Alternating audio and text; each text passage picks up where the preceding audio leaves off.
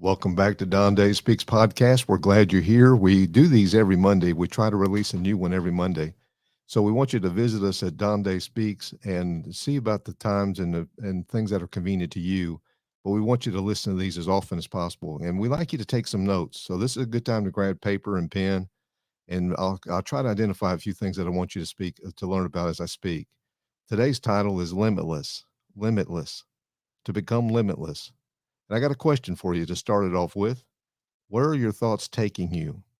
I mean, we all have thoughts. We have them all day. They say there's 1,300 thoughts run through our minds throughout the day. Some we pay attention to, some we don't.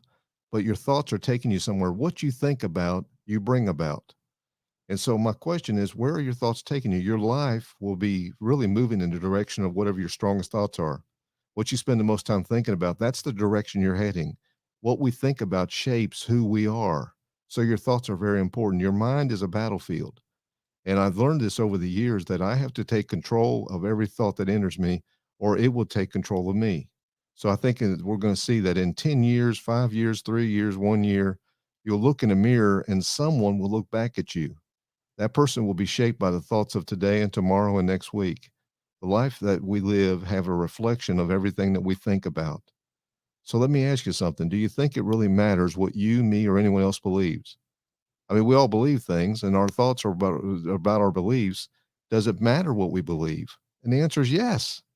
It matters a lot. It matters the most. Your thoughts are really powerful. Your beliefs have a lot to do with what your reality becomes. What you're living today, it really comes from what you thought about yesterday. I'm doing a podcast today, but I've been thinking about doing this podcast now for the last 5, 6, 7, 8 days, getting prepared for the podcast. What you think about, you bring about. I've got a little story for you from the Bible, but I think it's appropriate for this time and season that we're living in. So I want to walk you through it. I want to take a few minutes and I want to point out a couple things about it that really reflect on where we are in today's season versus what we're talking about in the past. It's Luke 5, 1 through 7. Luke chapter 5, 1 through 7. And it reads like this. One day as Jesus was standing at the lake of Gennesaret, the people were crowding around him and listening to the word of God. They were crowding around because they believed what he was saying was the truth. Their beliefs and their thoughts were about that he was telling them the truth, and they wanted to know it so they knew how to live their life. He saw in verse 2, he saw at the water's edge 2 boats left there by the fishermen who were washing their nets. Write those 3 words down, washing their nets. Why is that important? Well, back in those days, and really probably true today, the fishermen, when they were finished for the afternoon, for the day, for whatever reason, when they were finished working, the last thing they would do is wash their nets of everything that they needed to clean so that the next time they got ready to go, they were clean and ready to use as soon as they hit the water. They were washing their nets. That means that was a sign that they were finished for the day. And we know from the story that they were tired and disappointed because they had caught no fish all night. They'd been out fishing the entire night. They're fishermen. That's the way they make their living. It's the way they make their money. That's what they're going to spend and make themselves a living of. They worked all night and not made any money. Have you ever worked all day and made no money? Not a good thought. Some people work all day and don't make any money, and they work the next day, don't make any money. Then they get discouraged and they think, why am I even trying? They had worked all day. They were washing their nets. They were finished for the day. Jesus then, he says, he got in the boat, one of the boats that belonged to Simon. Of course, it would be Simon's boat. And he asked him to put out a little from the shore. Then he sat down and taught the people from the boat. They could hear better because he was a little further out and his voice would project better. So he was in a position to where he could speak to a larger crowd. Verse 4, when he had finished speaking, he said to Simon, write this down, put out into the deep water and let down the nets for a catch. Put out into the deep water. See, he had them put out into deep water because that's where everything's happening. So many times we stay near the shore, near the shallow water, near the comfortable zone. We stay in an area where we feel good. When you take your kids to the beach, you want them to stay at the edge of the water, not in the deep water. It's fear. We don't want to be out. We don't want the waves to take us over. We want to be in a place where we can see our feet touch the ground. We want to stay in the shallow water, the place that we're comfortable. And that's pretty much every day and all day of our lives. He had them put out in the deep water. We like to stay near the shore. In order to do big things, we need to be out in the deep water where everything's happening. I built a swimming pool for my kids when I built my new house 22 years ago. And I wanted the kids to stay at my house as often as possible. I built basketball goals. I got a pool house full of their favorite drinks and snacks and everything. I wanted the kids at my house where I could be a part of what they were doing and seeing and thinking and talking about and what their thoughts were. So I built a big pool and everything. And there's one end that's only 3 foot, and there's another end that's 8 foot. Guess where the swimming kids, the big kids, as soon as they feel comfortable enough, well, guess where they go? They go to the deep end. They want to hang out in the deep end. They don't want to be in the shallow end. But somewhere in our lives, we get comfortable and get lazy and we stay in the shallow water. We don't take chances or risk. Our fear of loss is greater than desire for gain. We wash our nets and give up too early. Verse 5, Simon answered, because he had already asked him to put out into the deep water. Remember, Pete was there, and Jesus said, "Put out into the deep water and let down your nets for a catch." Simon answered him in verse 5, says, "Master, we've worked all night and we haven't caught anything. But because you say so, I will let down the nets." Because you say so. See, Peter already believed it was a waste of time. Peter had witnessed so many things, but he believed after fishing all night. And Peter's the fisherman. He's talking to his teacher, his prophet. He's not talking to a professional fisherman. Simon's the professional fisherman. And he said, but because you said it. See, he had a belief that it wouldn't work, but he believed in Jesus more than he believed in himself. We've got to believe in something bigger than us sometimes. Sometimes we got to take somebody at their word and say that I can do it. They have belief in us. We got to have belief in ourselves. I teach a lot. I think I have belief in more of the people in the audience than they have in themselves, because they say things like, I can't, I wish, I want, I wish I could do that. Instead of saying, I will, I must. There's a difference in it. I believe in them more than they believe because I've done it. It's easier for me because I've done it. I've overlooked my little insecurities and my self-limiting beliefs, and I've stepped out because somebody else showed me that I could do it. There's nothing new under the sun. We think we come up with a new idea. There's nothing. Every problem everybody's has already got a solution. Somebody's already solved it. The problem is we just got to get to the guy that made the solution. So he told him to put out in deep water, and he didn't want to do it, but he did it because it was his master. So he did it. And verse 6 says, when they had done so, they caught such a large number of fish that their nets began to break. I love this story. And I know we've read it before, but I looked at it through a different set of eyes. My observation here was, look how many fish these fishermen missed. The fish were all over the place. It didn't say Jesus put the fish there. He just took them out to where the fish were. How many of them did they fit? It was enough to make the nets break. And I don't know if you've seen fishing nets, but they're pretty bold. They're pretty strong. They're pretty thick. How many opportunities do we miss because of our self-limiting beliefs? How much do we miss because our life is the same way we always have done it? Oh, it never works, or I tried that once, or that didn't work, or it didn't work then, but it could work now. See, things have changed. I just told the guy that does my podcast, Trent, I just told Trent, Humpty Dumpty fell off the wall a few years ago, and he broke into 2 million pieces. And we're putting him back together, but it's not going to be the same. Nothing's normal as normal was. Things are different now. You got to look at things through a different set of eyes. How many times have you missed it because you've always done it this other way instead of the way it needs to be done now? Think about your life. Where are you spending most of your time? Or are you working with having the eyes on the prize, or is the eyes on the process? I think the process is important. You got to fall in love with the process. And finally, verse 7, I'm almost finished with my story. So they signaled to their partners. See, their nets are breaking. There are so many fish, they need help. So verse 7, they signaled to their partners in the other boat to come and help them. And they came and filled boats so full that the boats began to sink. Unbelievable. I don't know how much money this is. This is their livelihood. They were at zero and fished all night. Now they're at boat breaking, net breaking, boat sinking fish amount in their boats. And that's all they can handle. How much money is it? Maybe it's a year's wages. We overlooked what the benefit was from what they were doing. This is an unbelievable amount of catch. They've never caught this many fish in their entire careers, their entire lives. So they called for help. And it tells me that in this life under the sun, SUN, we need partners and friends and family to help us as we help them. Don't be afraid to ask for help. People want to help. People know what to do. You just got to get to them and you got to let them know that you're willing to do what they say because you believe in them more than you believe in yourself. I've been working on something the last couple of years, really about 18 months probably, and it's feed what's feeding you. And it's a real simple process. It's just taking a look at where your benefits coming from, what people are sowing into your life, where you're harvesting from other people and other things and other jobs, your career, your family, your friends, or the people that are helping you get to where you want to go. You got to feed them. It's beneficial to you to feed them to keep them so they can continue to feed you. Don't just be a taker, be a giver. I'm going to close with a couple things. It's important to examine your beliefs because you live your life based on what you believe and nothing else. If you believe you can't, you won't. If you believe there's nothing left and you'd already washed your nets, then you're going to be finished. If you've already left the dock and you're waiting on your ship to come in, but it's too late, you waited so long, now you've left, your ship is coming in now and you missed it. Watch your self-limiting beliefs. If you hear yourself say you can't, ask why you can't. Why can't you?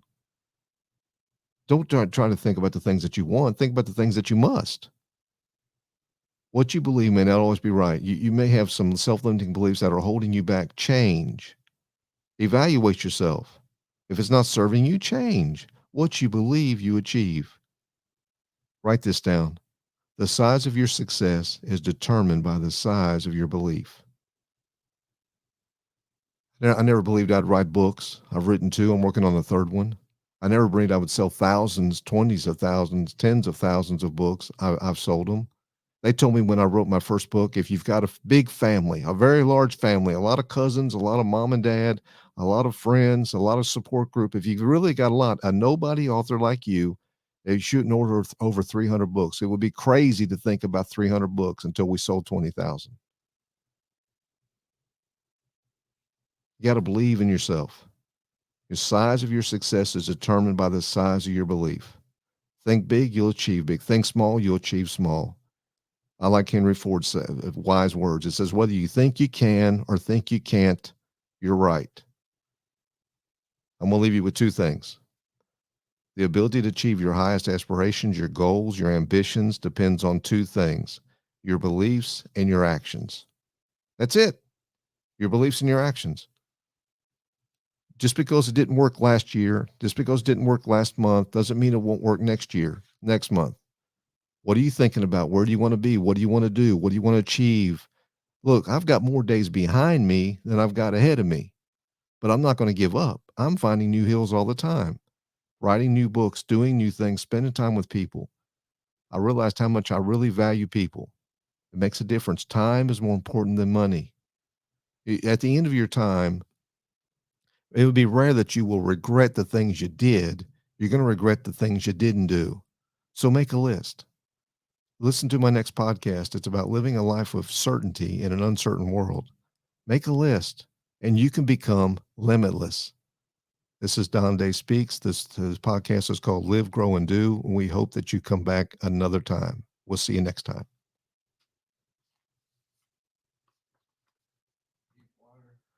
Limitless. Limitless. There's no limit to what you can do. I mean, look where you're at. You got to have some faith and some friends.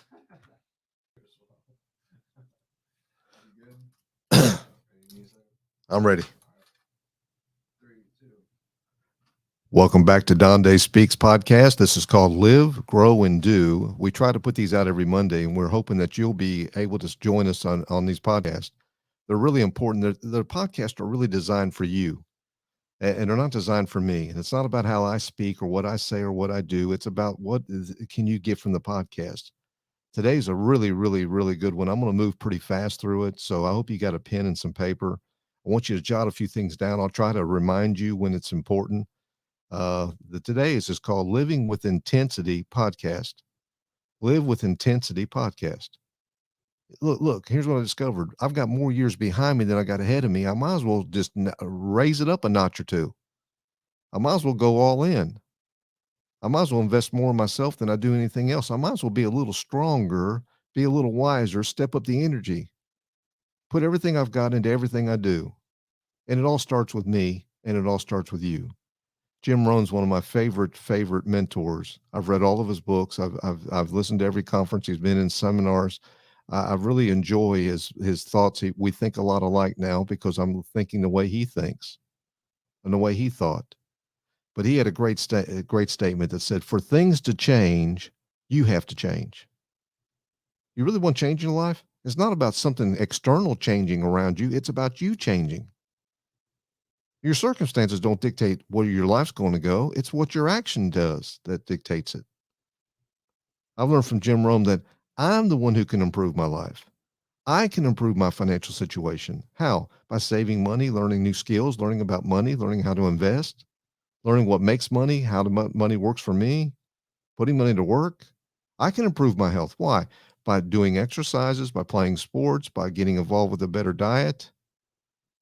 You know, I used to be a big runner. I'd run 110 miles a week. I ran endurance runs, Ironman, ultra marathons. I loved running. But I realized something as I got older. You can't outrun a bad diet. You can run all the miles you want, but if you're not eating properly and fueling properly, you will gain weight. You can't outrun a bad diet.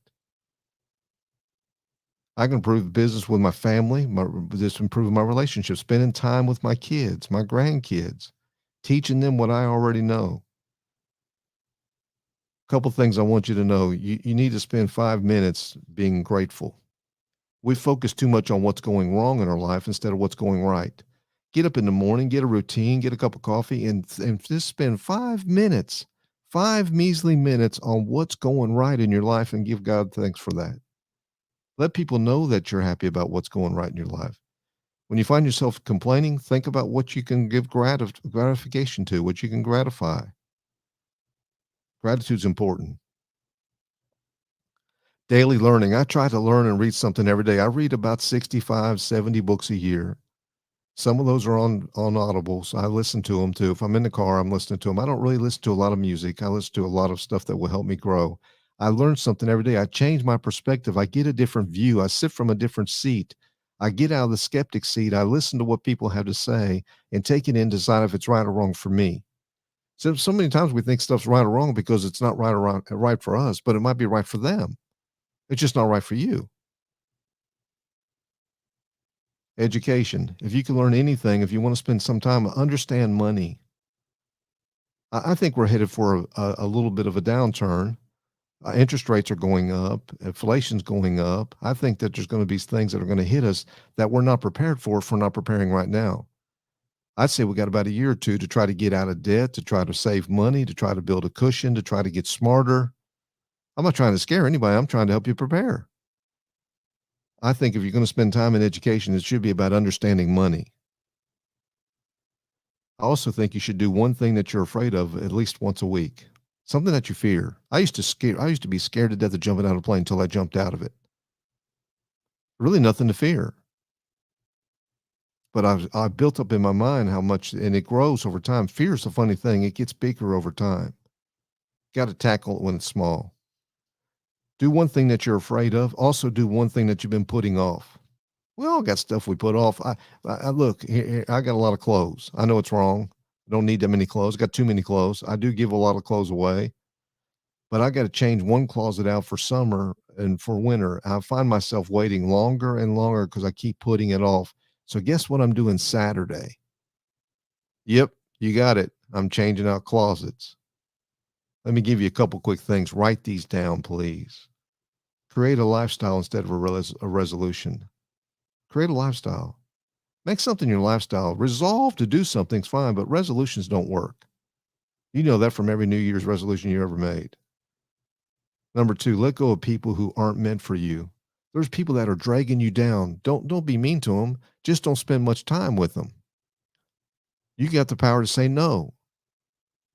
Start hanging around people that can bring you up, not bring you down. And you know who these people are. They're always negative about something. Number three, I love this because I do it all the time. Try something new every week. You may not like it, but try it. Try some different foods. Try a different drink. Try some different things. Try a different activity. Try a different exercise. Try spending a few minutes with somebody you want to get to know. Try something different. Do more things that scare you. Number 4, do more things that scare you.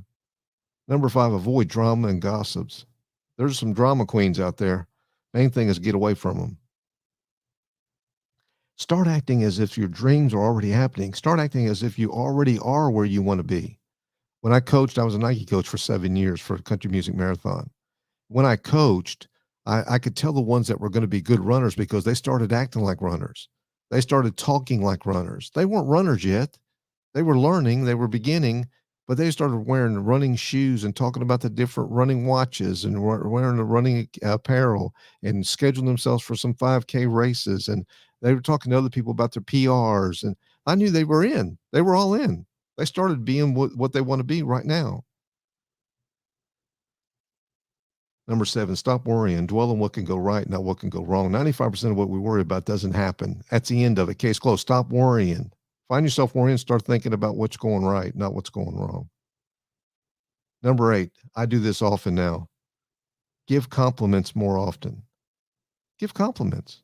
Somebody does a good job serving you, tell them you did a great job. Somebody holds the door for you, thank them. Tell them, thank you so much. And then you hold the door for the next person. Start giving some compliments out. Instead of talking negative or behind people's backs, put your thoughts and dreams into action. Control the first and last hours of your day. If you don't control the first and last hours of your day, you don't control any of your day. The first and last hours belong to you. Go airplane mode. They're yours. I think something I've learned since the COVID is to follow my inner voice. Look, when I get the instinct to do something, I don't debate it now forever. In 5 seconds, I made a decision. I'm going to do it. Number 12, there's more spare time than you think. 1,440 minutes is a lot of time. You can't save time. I got an idea. Save 15 minutes and bring it to me tomorrow. Let me look at it. You can't do it. You could save your lunch. You could save dinner. You could take a doggy bag home, but you can't save time. People always tell me they don't have enough time. When I was going to write my first book, I had a beautiful excuse. Why haven't you written your book yet? Well, I don't really have the time and the money.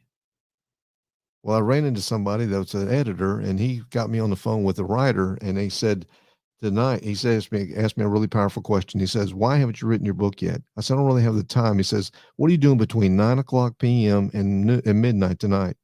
Well, I'll be sleeping. No, not tonight. You won't. Tonight you'll write your book, and we're going to do it for the next 90 days, and we will be done. And 88 days later, we were published and had a cover and had it published, ready to go on Amazon. There's enough time. You do have enough time. Don't lie to yourself anymore. You do have enough. You got the same amount of time I've got. Same amount of time that other people have. 1440 a day. You've got it 24 hours a day. What are you doing with it's the important part. How about this one? Small tweaks make a huge difference. I saw where a latte cost $5.75. I don't know what a latte is. I've never had one.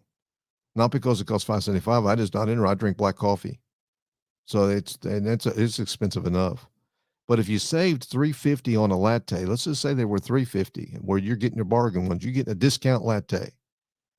That would save, if you did away with that one latte a day, it would save $1,300, $1,278. You'd save $1,278. What would you do with an extra $1,278 right now? Set goals don't make wishes. Set goals. Because when you make a wish, you just say, I wish I could do that. No, you don't. I got to where I start calling people liar. No, you don't. If you really wished it, you'd do it. You'd make a goal, you'd write out the plan, you'd have action steps, you would do it. Don't be a dead horse. Well, something's not working, move on. Stop doing the same old thing over and over. That's the definition of insanity, remember? Power statement. Make sure you write this down. You're only as good as the people around you. Surround yourself with good people. I remember when I was in high school, my mom would say, you don't want to hang around with that guy. You don't want to hang around with that girl. I thought there's nothing wrong with them. I started realizing that you become a product of your environment. I mean, I realized it a long time ago. You take a boy and girl from the north and bring them to the south, and within about 90 days, we'll have them speaking normally. You become a product of your environment. Number last, pay off your debt, simplify your life. I think debt is something that we're seeing more and more of now. People are so far in debt that it's good while the market's fine and money's flowing and pay raises are going on and everybody's spending money. It's all good. And I want you to have a good time, but I want you to do it when you're out of debt. Pay debt down. Don't become a slave and bondage to debt. It would stress you out. There's nothing worse. Satan likes to hit you in three places: your family, your health, and your finance. So take that part away from him. Take that part away. I'll give you one more. Don't settle.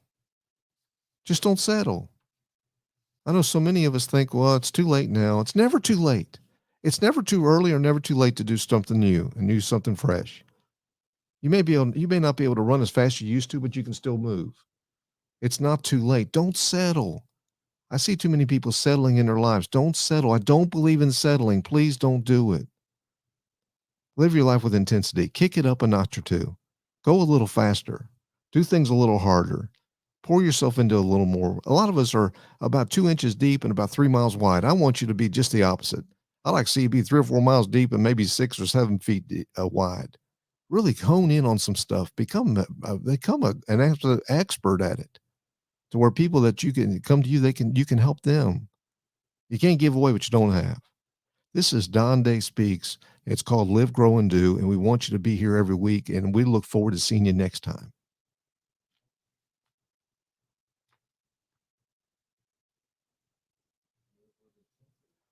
That was titled Live with Intensity.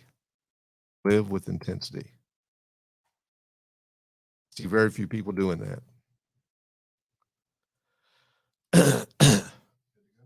I'm ready when you are. Welcome back to Don Day Speaks podcast. It's called Live, Grow, and Do. We want you to live life to the fullest. We want you to grow every day, and we want you to do something with what you learn. Live, grow, and do.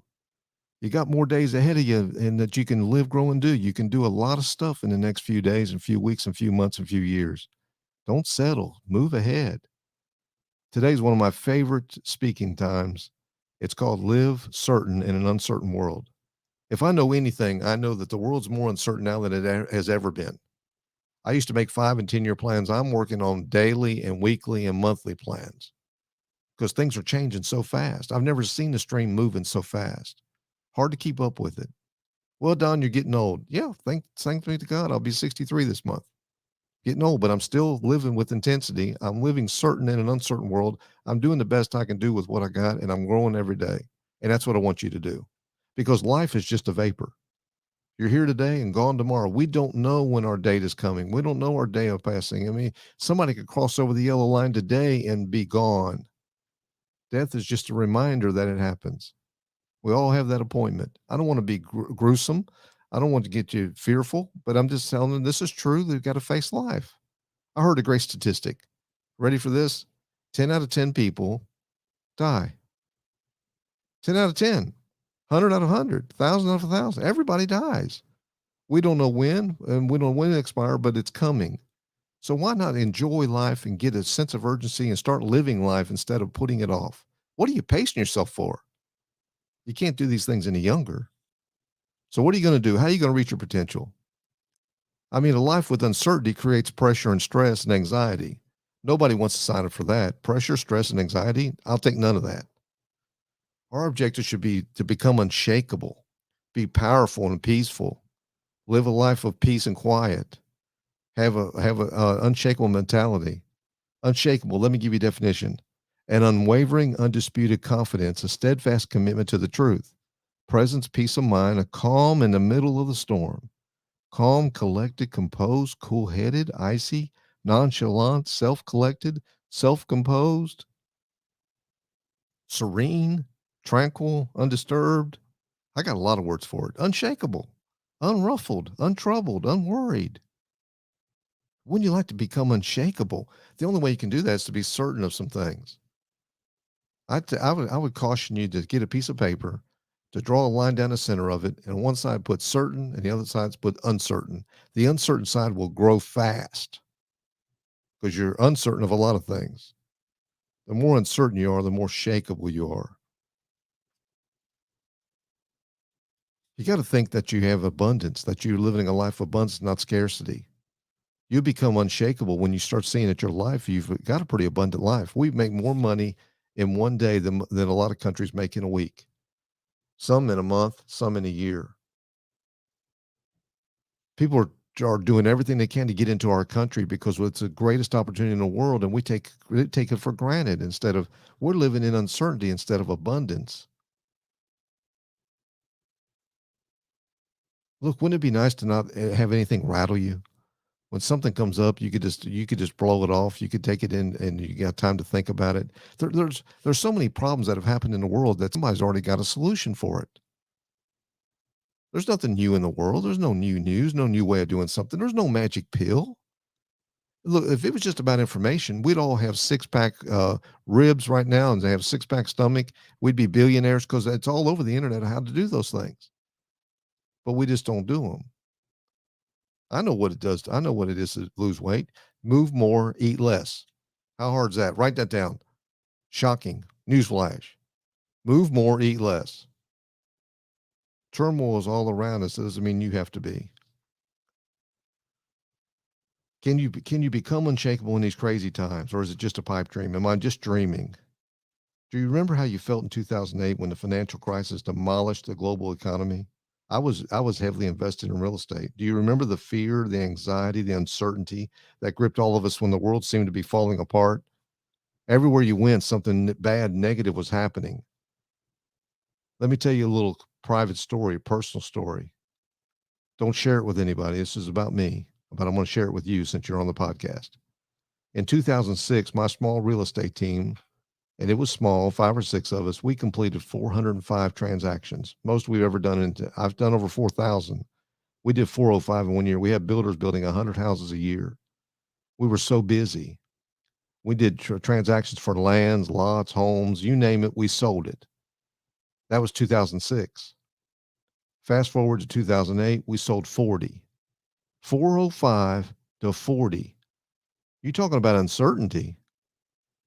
I saw my world of real estate holdings dissolve and shrink in value and number over the next several years because it went on for us in real estate 2007, 2008, 2009, 2010, hey, 2011, 2012, now 2013. It just went on until about 2013.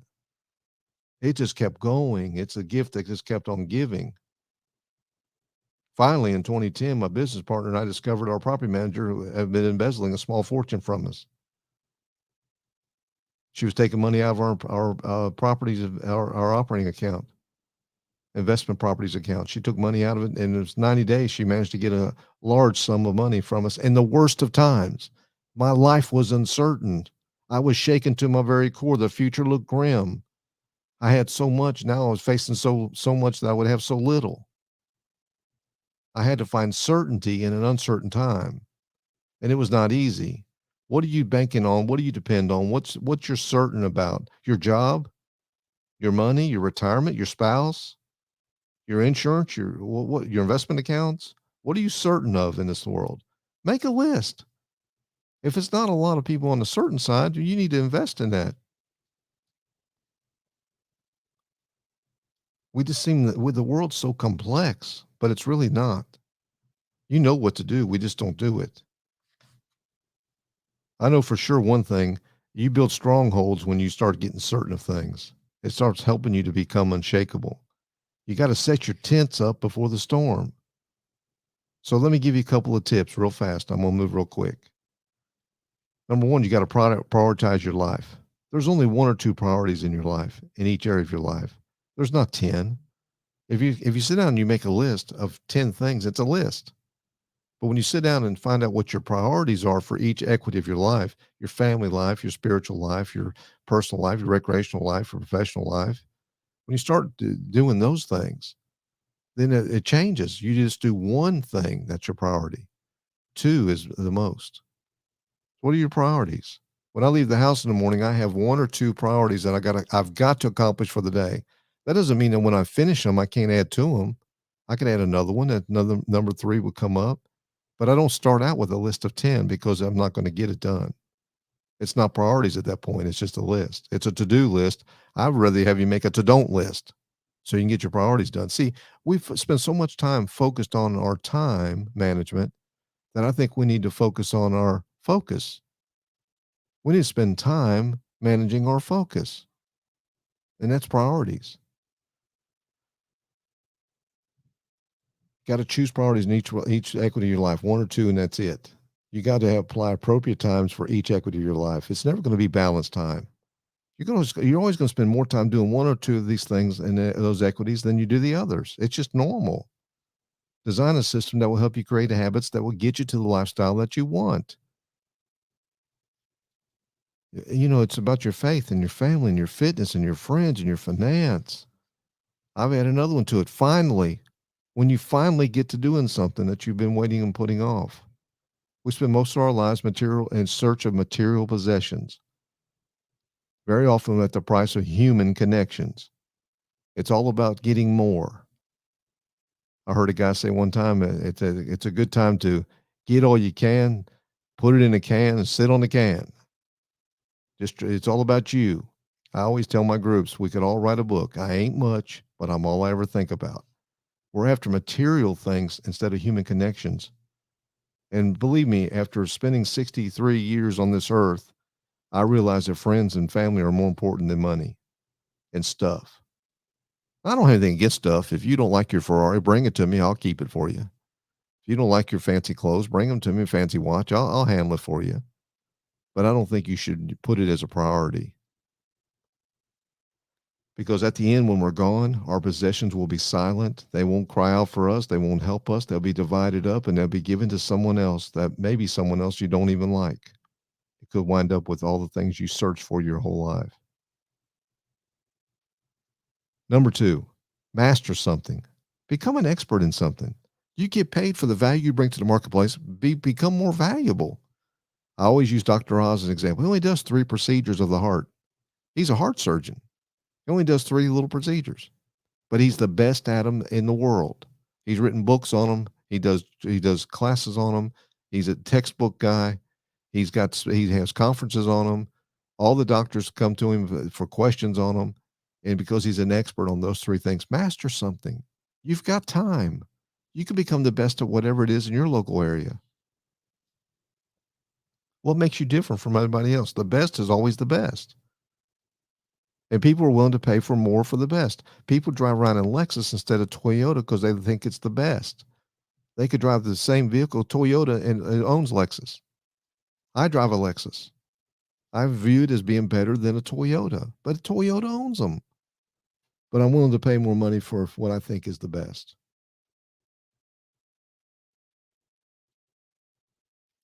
Most people settle in one of 3 areas. They settle for survival, success, and significance. Your survival mode, if you're in survival mode, and we all get in that from time to time, you're just trying to get through the day. You're not trying to get anything from the day. You just want to get through it. Your circumstances, your setbacks, your poor choices have put you in a tremendous amount of effort and to try to just get through the day that you've built a hole, dug a hole so deep that all you're trying to do is stop digging and not dig any deeper. That's survival mode. Nobody wants to be in that.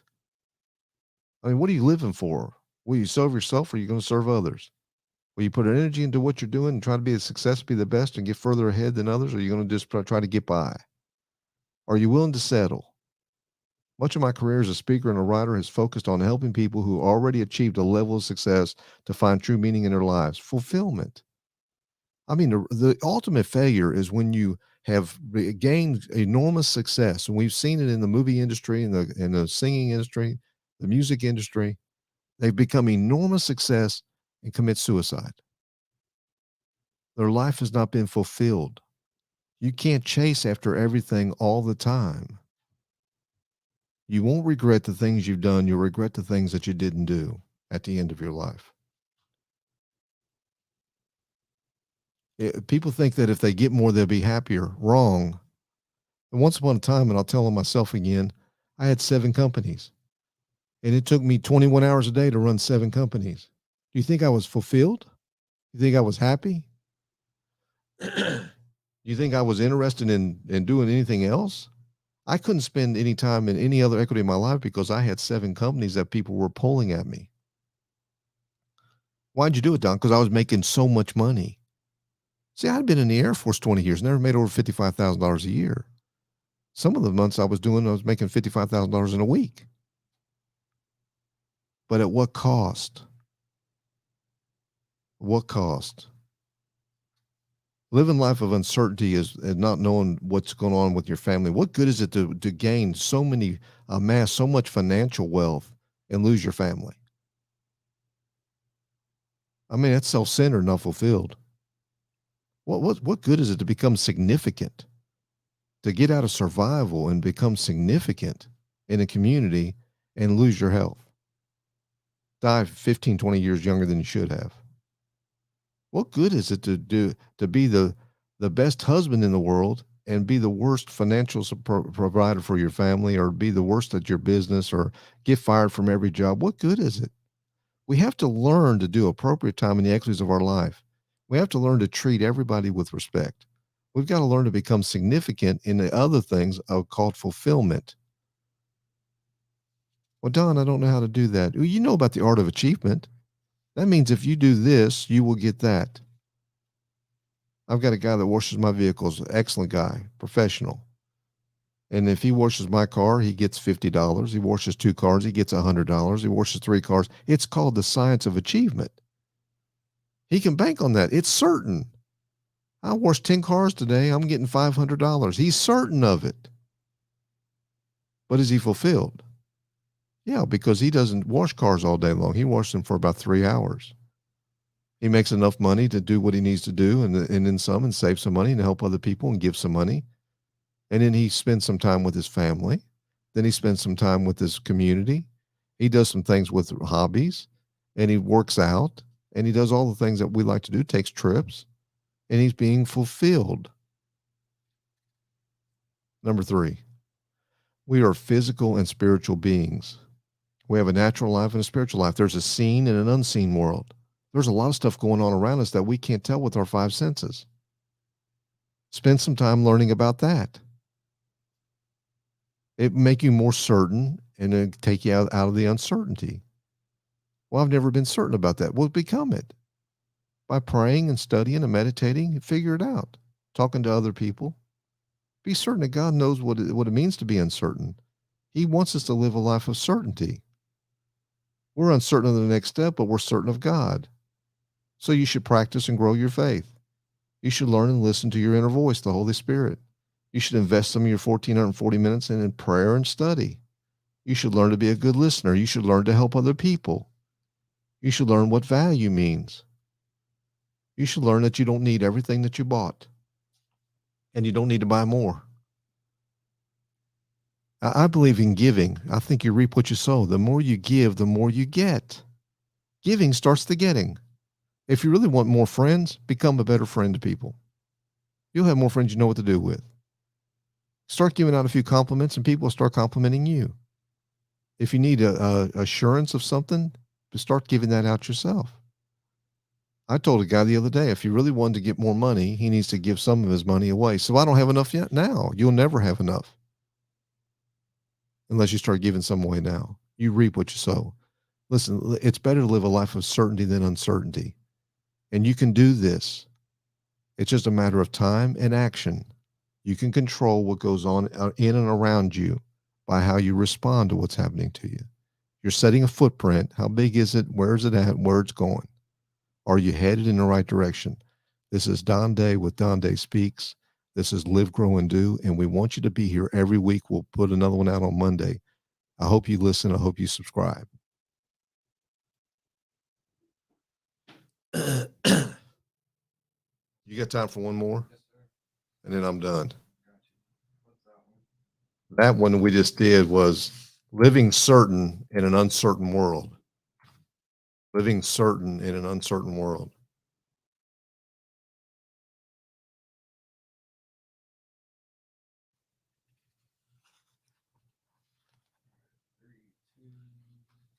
Welcome back to Don Day Speaks podcast. It's titled Live, Grow, and Do. Live, grow, and do. That means we want you to live your life to the fullest, grow every day, and do things with what you learn. Got one for you today. It's called The Master Key to Productivity. The Master Key to Productivity. Look, we all want to be productive, right? I don't know anybody that wants to fail or starts out to be non-productive. They want what we want it to be. You got to set fire and keep it going. But the funny thing about fire, it takes fire to build fire. You got to get a flame going anyway. So let me give you a couple things that I think could really help you to master productivity. You got something to write with, write this down. Number one, get on your deathbed. Don, you talk a lot about death. Well, because we're all going there. One of these days, we're all going to do it. I face it. I'm not afraid of it. I'm ready for it when God's ready to take me. I'm ready. I'm giving you some ideas. What if you only had one more day to live? What would you do?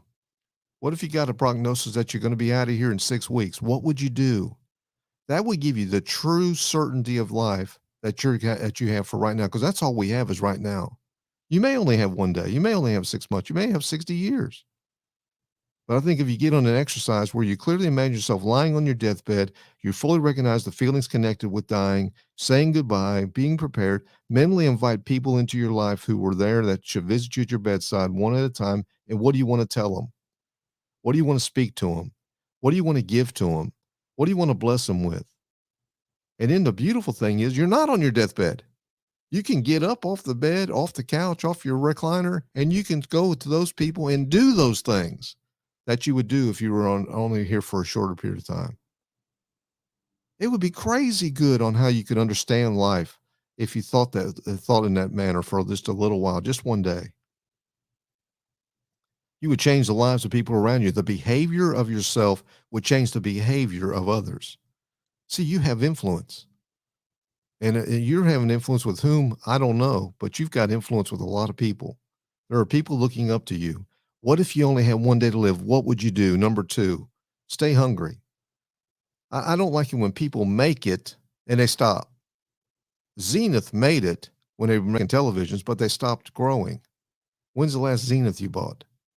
Pontiac made it when they built the Trans Am, but they stopped growing. When's the last Pontiac you bought? I can go on and on and on. You know the story. There's no more Oldsmobile. There's so many things that we used to have, Magnavox, that we don't have anymore. Why? Because they made it and they stopped. They didn't stay hungry. I mean, why not let other people lead small lives, but not you? If people want to lead a small life, let them do it. Why should it be influence your behavior? Let others argue over small things and gossip and take up time for drama. Not you. Why would you want to do it? Let others cry over small hurts. Somebody did something to me, they can't get over it. Not you. You got 3 words to change your life. Get over it. Let others leave their futures in the hands of someone else, but not you. You're taking your own destiny in your own hands. You got a plan for your life, or you'll be working somebody else's plan if you don't. Everybody's got a plan. It just matters that yours or theirs. Number three, keep your eyes on the prize. I think keeping your eyes on the prize, but I'm learning to keep my eyes on the process. Keep my eyes on the process. Zig Ziglar said, people often say motivation doesn't last. Well, neither does bathing. That's why we do it every day. There was a motivational talk on this subject by former Dallas Cowboy Jimmy Johnson. He told his football players during halftime in a 1993 Super Bowl, I told them if I laid a 2x4 across the room, everybody there would walk across it and not fall because our focus would be that we're going to go across this 2x4. But if I put the 2x4 on 10-story high building between two tall buildings, only a few would make it because the focus would be on falling. Focus is everything. The team that is more focused today will be the team that will win this game. Focus is important. Where's your focus? Are you focused on the important things of life?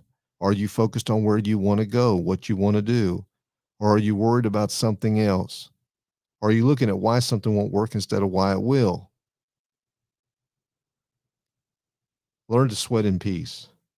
Learn to sweat in peace. Look, the harder you're on yourself, the easier life is on you. Or as I always learned in my military special ops teams, the more you sweat in peacetime, the less you bleed in war. That means practice like you play. You'll play like you practice. Life's important. We get do-overs, but how many times can you do something over? Sometimes you win, sometimes you learn. You got to learn from your past mistakes.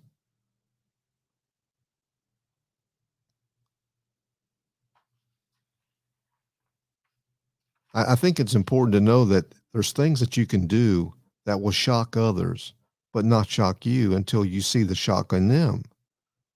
When I first joined the Air Force, I was supposed to be at a training session, and I went to the training session dressed up in my boots and all my fatigues and all this stuff. But I realized that I had the hour wrong, that I was supposed to be on the fitness field doing a 1.5 mile run. So I asked where everybody was. They said they're on the fitness field. You better get going. So I didn't ask a lot of questions. I just took off, and I'm wearing boots. And I ran down to there and I started telling them what had happened. They said, "You can sit here and apologize, or you can take off running. Either way, your time is clicking." So I was in boots and fatigues. Everybody else was in shorts and tennis shoes. So I took off and I finished the thing at 7:58 in a mile and a half, 7 minutes, 58 seconds.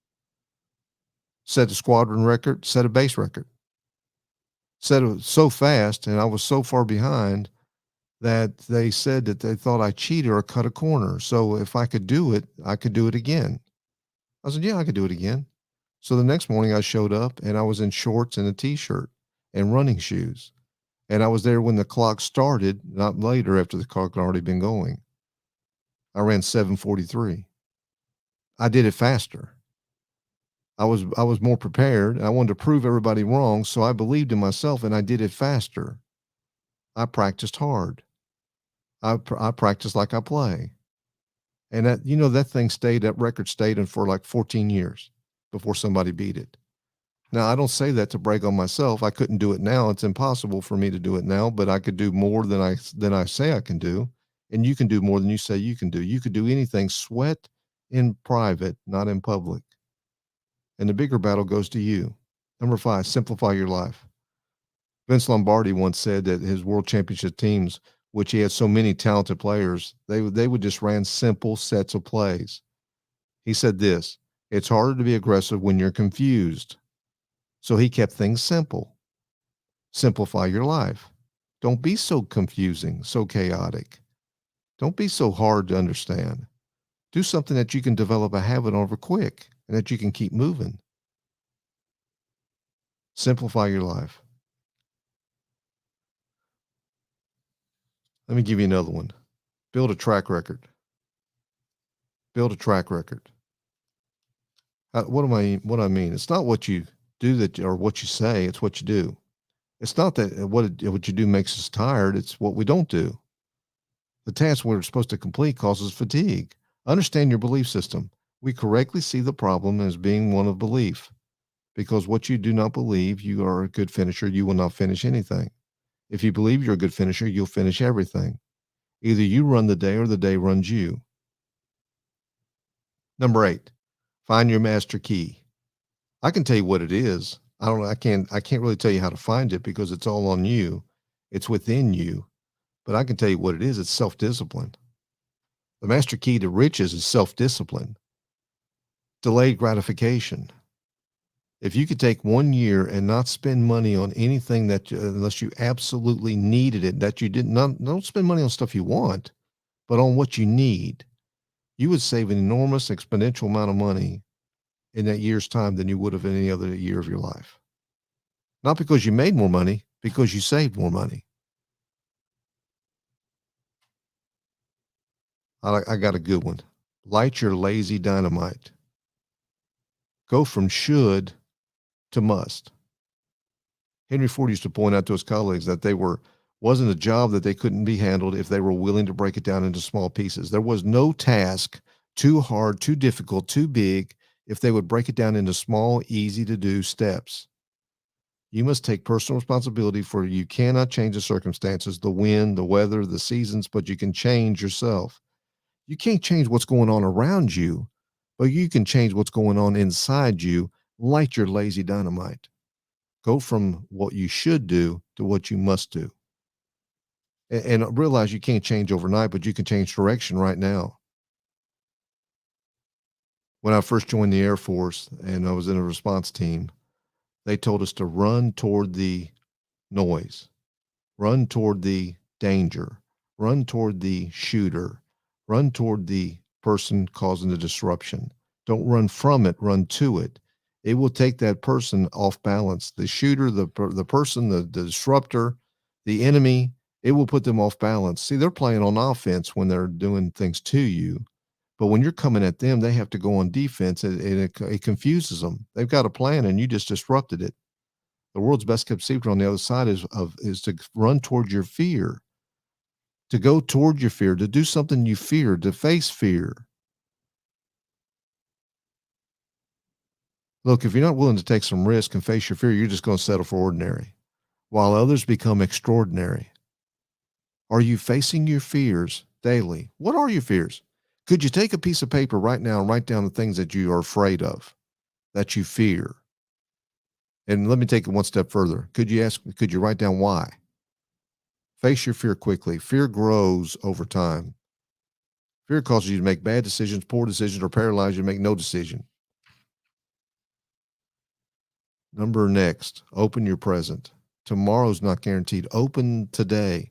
I always tell my groups when I speak, you must be present to win. Don't worry about what I'm wearing, what my hair looks like, if I messed up a word or two, if I coughed. Don't worry about any of that junk. Worry about the material, the content, and how does it affect your life? Stir your mind, stir your brain. How's it affecting you? Be present. You can't be looking and doing two or three things. I don't believe in multitasking. I get a lot of heat from that. I think you can do things rapid succession. I'm doing this now, next I'm doing that, next I'm doing this, where it seems like you're doing them all, but you can't do them. Try to think of something at the exact two things at the exact same time. Let me hear you do it. You can't do it. It's impossible. So you got to be present to win. Learn to play from behind, learn to come from behind. I played a lot of sports in my life, and I realized that just because you're getting beat now doesn't mean you're going to get beat at the end. I always tell people it's going to be okay at the end. If it's not okay, it's not the end. Sometimes things fall apart, so better things can fall together. Momentum plays a big part of this. If you don't design your life and your life plan, chances are you'll fall into someone else's plan. And guess what? They have planned for you, not much. A bunch for them, not much for you. Who's going to work your plan? Number 13, if you're waiting on somebody to come rescue you, they're not coming. They're not coming. If you're waiting for it to be happy when somebody else does something, you're not going to be happy. If you're waiting to celebrate when something big happens or this is going to happen or I'm going to be, it's not happening. You are responsible for you. Come to your own rescue. You schedule your own comebacks. You look ahead in the calendar and block out a time to refresh, renew, and recover and to speed up. Even if you feel like you can't do it right now, you'll be smart to do it for later. Schedule your own comeback when you're on top. Don't let it go. Don't let it go down the tubes. Momentum's got to be on your side. Let your whole brain play. We use a small part of our brain, small percentage. Why not use it all? I don't have time. I'll do it in a podcast. I don't have time to break it down, but your brain is so valuable and so important. You need to learn more about it. When's the last time you studied something about your brain? What's the last book you read on the brain? When's the last time you talked to a brain surgeon? When's the last time you talked to a psychiatrist about the brain, a psychologist about feelings, emotions, in the brain? When's the last time you heard about the reticular activating system, the green car, where you have something sensitive and your brain starts looking for it over and over again to help you? It doesn't care what it's looking for. It just waits for you to decide what's important to you and sensitive to you, and it starts showing you that thing. So if you're telling your brain about fear, it looks for all the things you're afraid of. If you want to tell them about things that you dislike, it look for everything that you hate. Reticular activating system is powerful. It will also tell you about the things that you love, and it'll tell you about looking for challenges and opportunities instead of obstacles and problems. If you're going through hell, keep going. Enjoy all your problems. I know it sounds weird. I'm almost done. Stay with me. I got two more. Enjoy all your problems. Every problem in life carries with it a gift inside. It means that you're going to find a way around it. You're going to grow from it. You can do your best work in a dark place. Failure is not a single act. It's not some cataclysmic event. It's not something that you can't do overnight. It's failure is just one of those things. John Maxwell says it best. Sometimes you win, sometimes you learn. Failure takes a lot of bad judgment over a long period of time to where you quit. Enjoy your problems. It's going to make you stronger. In this life under the sun, you're either in a challenge, coming out of a challenge, going into another challenge. That's life under the sun. Don't be surprised when something happens. I tell the story all the time. I had an agent that was going to a big listing and been trying to get it for a couple of weeks. And I asked her that in the afternoon, how'd the listing appointment go? She said, I didn't get it. I said, what happened? She said, I never made it to the listing. I had a flat tire. I said, oh, well, couldn't you reschedule? Or she said, I could have found a worse time to get a flat tire. I said, well, when would have been a good time to get a flat tire? When's a good time to get sick? When's a good time to do this, to leave your job? When's a good time to get fired? When's a good time to get pneumonia? When's a good time for your family to turn on you? When's a good time to lose your best friend? When's a good time to lose your job? When's a good time to lose your money? When's a good time to make a bad investment? None of those things are a good. There's never a good time for these things. But in this life under the sun, you're either in a challenge, coming out of a challenge, going to another challenge. Enjoy your problems. It's going to make you stronger. And finally, and last, keep thinking, keep thinking. We're a community of people who have almost lost the ability to think. Artificial intelligence is doing the thinking for us so much that we just don't think for ourselves. When's the last time you sat down in a quiet room with a pad of paper and a pen and just wrote down your thoughts? Thought about what you really want to do. Most of us don't even know where we want to be. I saw a thing on Facebook said if you're not grown up by 50, you don't have to. Well, I know a lot of people that aren't grown up at 50 because they don't know what they want. They're not thinking about it. When's the last time you thought about your life and where you really want to be? Where you are, where you want to be, and how you're going to get there. Well, I'm too old for that. You're never too old. You're still breathing, aren't you? You still have a lot to offer. People living into their 90s and 100s. You're never too old. I saw a story the other day about a guy that worked at the same company for 80 years. He was 100 years old. He worked at the same company for 80 years. You're never too old to get started. You're never too old to start back. I just know there's a way to really be productive in this world, and you need to be the one that's going to figure it out for yourself. Where do you want to be productive? What do you want to accomplish? What do you want to do? How do you want to add value? Where do you want to help others? And what's it going to take to do it? The key to master productivity is self-discipline, deciding what you want and then taking action on it. Sounds easy, doesn't it? Well, I can tell you this, if you keep coming back to live, grow, and do, you'll learn more and more and more about how you can improve your life conditions for the near future and for the long distance future. And you can add value to others. So we'll hope you'll join us again next Monday as we open a new podcast, and we'll see you then.